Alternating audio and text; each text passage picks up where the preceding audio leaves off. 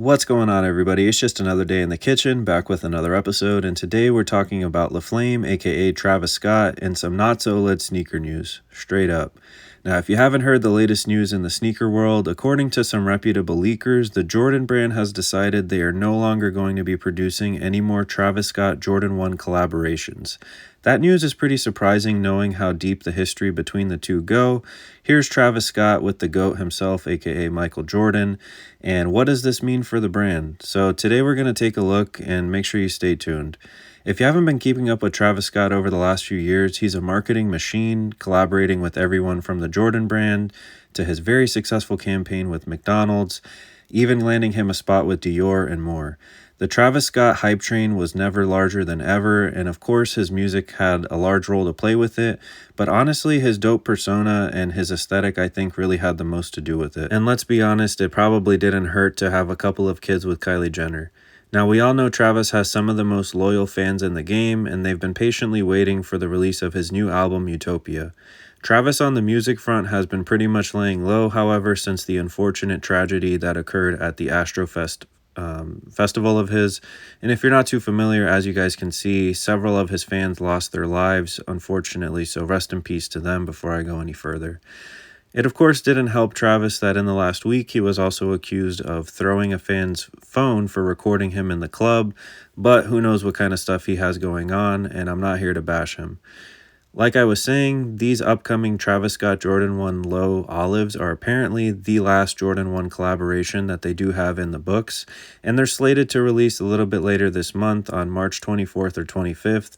However, whether they actually release is your best get. And I did want to include these photos of him wearing them at a recent event this year so you guys can see what they actually look like on feet. The one downside to these, I would say, is that they're supposed to be women's sizing, so all of us big sizes like myself, size 13, I guess we're out of luck, unfortunately. But like I was saying, these are apparently the last Jordan 1 collaboration, and he does have quite a history with them.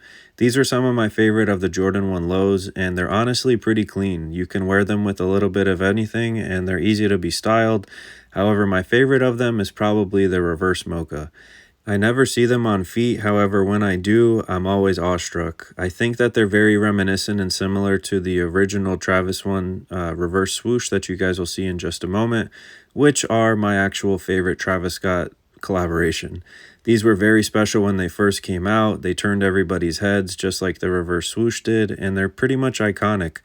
They're worth a lot of money right now, but according to Travis, his actual favorite collaboration is the fragments like you guys can see right here. They did both the Travis Scott Jordan 1 fragment high as well as a fragment low, and let me know in the comments which one you prefer. I do live in Florida, so sometimes wearing Travis Scott highs or just Jordan 1 highs in general, it's kind of sweaty, if you know what I mean, so I kind of prefer the lows myself. Now, like I was saying, this deal is apparently coming to an end, and I am pretty shocked, but I don't think it's the last of the collaborations that we will see with Nike or Travis Scott and Jordan in general.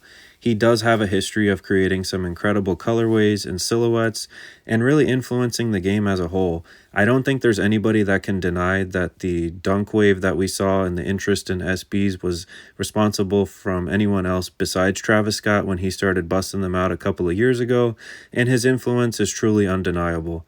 This is a pair that is yet unreleased, so I wouldn't be surprised if down the line we end up seeing them again. He apparently wore these at Rolling Loud, and as you can see, these are like a black and white colorway, which I think are pretty hard. Overall, I think LaFlame is kind of misunderstood. I think he's a really good guy in general who just loves music, and he has this overall aesthetic that I think is really different. One of his big colors is using the brown colorway, and I think it's really dope how he incorporates it into a lot. But with this news, I ultimately hope that we end up seeing more dope releases in the future.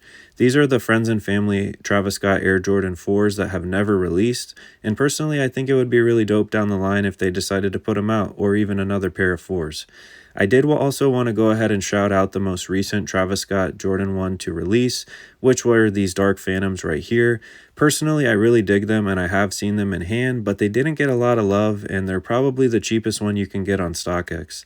This is kind of like a summary of all of the sneakers that have released from the Travis Scott collaborations with the Jordan and Nike brands. So ultimately, I just wanted to get your opinion and let me know what you guys think. Would you still cop them in the future if they weren't doing just Jordan 1s? Do you own any? And are you looking forward to Utopia? Personally, I'm a big Travis Scott fan. I do own some of them, and like I said, his influence is undeniable. I can't wait to hear the new album, and I can't wait to see what else is in store. Thanks for watching, guys. Like and subscribe, and peace.